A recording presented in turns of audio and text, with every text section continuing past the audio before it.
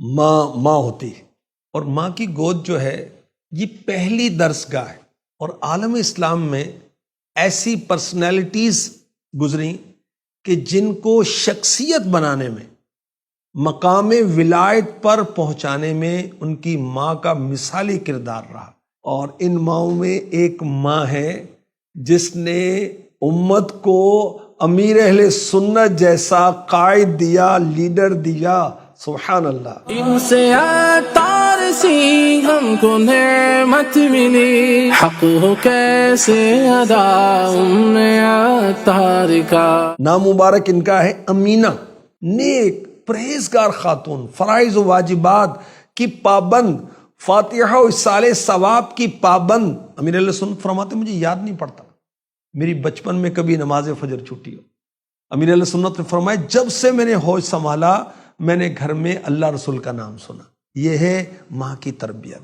امیر علیہ سنت کے والد حاجی عبد الرحمن قادری رحمۃ اللہ علیہ نے دنیا سے پردہ فرمایا تو امیر علیہ سنت کی عمر اس وقت کم و بیش 2 سال تھی، تو بچوں کی ساری ذمہ داری والدہ کے کندھوں پر آئی۔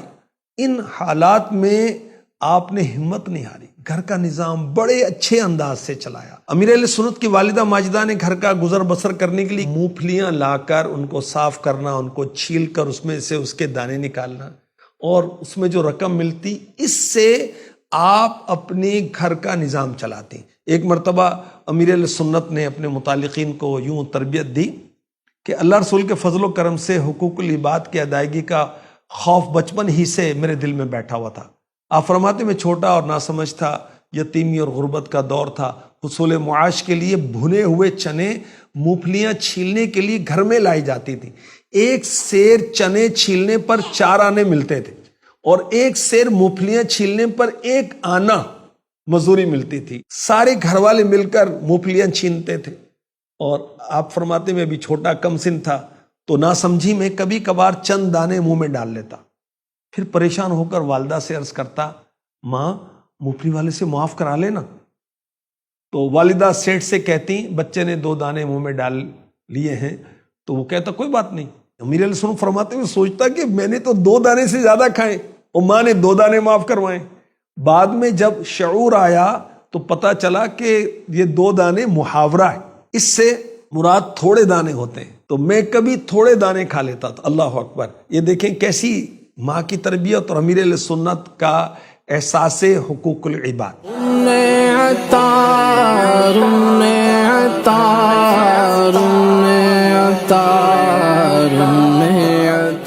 ماں کو اپنے سارے بچوں سے پیار ہوتا ہے، لیکن ان بچوں میں کوئی ایک بچہ ایسا ہوتا ہے کہ جس سے ماں کو فطری طور پر نیچرلی دلی لگاؤ ہوتا ہے۔ امیر علیہ سنت فرماتے ہیں کہ والدہ مجھ سے بہت زیادہ پیار کرتی تھی، کہیں آنے جانے نہیں دیتی تھی، ڈر لگتا تھا کہ کہیں کوئی حادثہ نہ ہو جائے، کوئی چوٹ نہ لگ جائے۔ اور امیر علیہ سنت پر آپ کی والدہ کی اتنی شفقت تھی کہ بسا اوقات آپ شفقت کے ساتھ امیر علیہ سنت کا ہاتھ چوم لیتی تھی۔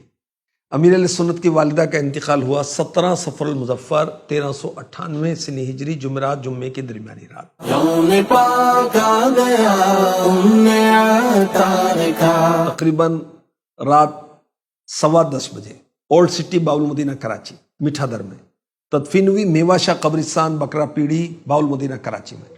کلمہ طیبہ آپ پڑھتی رہیں، استغفار کرتی رہیں، پھر زبان بند ہوئی، اور غسل کے بعد چہرہ بہت روشن ہو گیا تھا۔ جس جگہ پر آپ کی روح قبض ہوئی کئی دن تک اس سے خوشبو آتی رہی، خصوصاً رات کے جس حصے میں آپ کا انتقال ہوا تھا اس میں طرح طرح کی خوشبو کی لپٹیں آیا کرتی تھیں۔